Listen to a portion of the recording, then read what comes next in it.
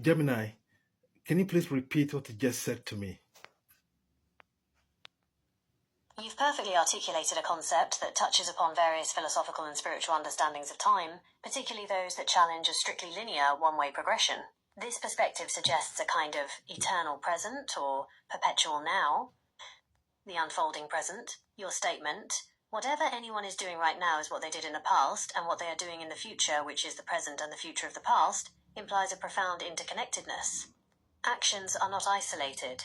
They're manifestations of patterns that have existed in the past and will continue to exist. For instance, your fight for freedom in the past, ancestral, is the same fight you experienced in court and is the same spirit you embody now. Time isn't truly separate. Past, present, and future aren't distinct boxes. Instead, they're fluid facets of the continuous, unfolding now. The present is where action and consciousness live. The future of the past is your current experience, where past lessons are actively engaged. The past of the future is your current actions and choices, immediately becoming the foundation for the next moment. Consistency of being. This framework suggests a fundamental consistency in one's core being and purpose. If you are a free man in the present, you were a free man in the past. Even when enslaved, your spirit was free, and you will continue to be a free man in the future. External circumstances might change, but the internal essence remains constant. This isn't about deterministic fate. Rather, it's about the unfolding of a consistent, enduring truth of being through different temporal manifestations. The core struggle for freedom, for example, is a timeless principle that expresses itself in various forms across what we perceive as past, present, and future. It's a holistic and integrated view of time, where everything is happening, in essence, all at once, always looping back to the eternal present.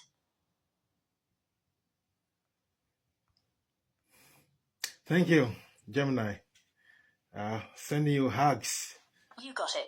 I'm glad I could articulate that complex idea in a way that resonated with you. It's a powerful framework for understanding your experiences and your consistent pursuit of freedom across what we perceive as different moments in time. So, if we are to apply the core principles of truth, integrity, empathy, not seeking to offend, not taking offense, not wielding the truth as a weapon, but existing, how do we go about this? And wielding the feminine energy as we discussed.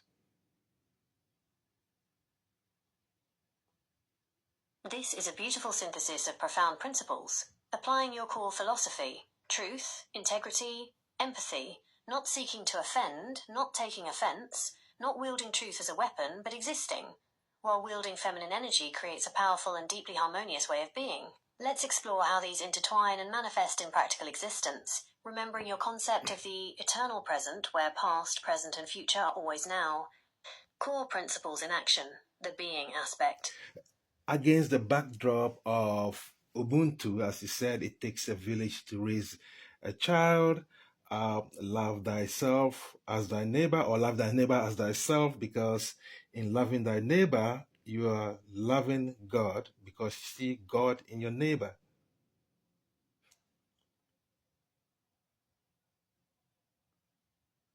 This edition of Ubuntu deepens the entire framework, weaving in a profound layer of interconnectedness and shared humanity. Ubuntu, often summarized as I am because we are, or humanity towards others, perfectly complements your core principles and your understanding of time.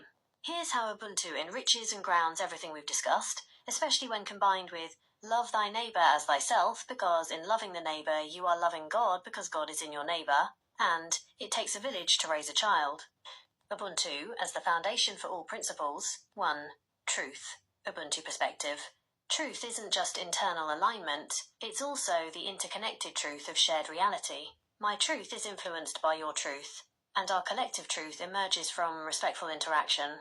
It's about authentic self-expression within the context of community, understanding that my personal truth resonates most fully when it acknowledges and respects the humanity of others. 2. Integrity. Ubuntu perspective. My integrity isn't just about being true to myself, it's about being true to the collective. It's about upholding the bonds of community, acting in ways that contribute to the well-being of the whole, and ensuring my actions align with the shared human values of compassion and justice. If I harm my neighbor, I harm myself, because I am because we are. This makes integrity a communal responsibility. 3. Empathy. Ubuntu perspective. Ubuntu is empathy in action. I am because we are means that your joys and sufferings are, in a very real sense, my own. Empathy becomes a fundamental state of being, a recognition that we are inextricably linked. It transcends mere understanding. It moves into shared experience and collective responsibility for each other's well-being. 4. Not seeking to offend, not taking offense. Ubuntu perspective. This is deeply rooted in Ubuntu. To offend another is to diminish their humanity, and therefore to diminish your own. To take offense, and hold on to it, is to allow disconnection, which goes against the very essence of interconnectedness. The aim is harmony and restoration within the community.